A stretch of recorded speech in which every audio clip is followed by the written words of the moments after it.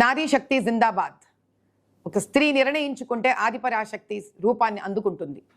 హైందవ ధర్మ సంస్థాపనకే కాదు, దేవాలయ సంరక్షణకే కాదు, గౌ సంరక్షణకే కాదు, ఒక హైదరాబాద్ లోక్సభ పార్లమెంట్ సంరక్షణమే కాదు, దేశ సంరక్షణానికైనా వెనుకాడదు స్త్రీ.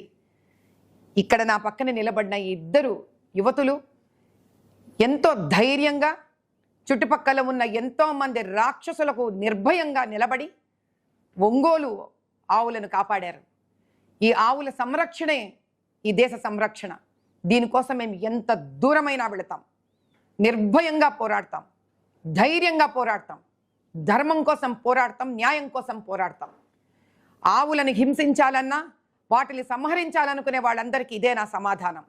ఖబర్దార్, ఇంకొకసారి మీ మనసులో ఆలోచన వచ్చినా కూడా కింద నుంచి కంపరము భయం పుట్టేలా చేస్తాం. జై బోలో భారత్ మాతాకి జై.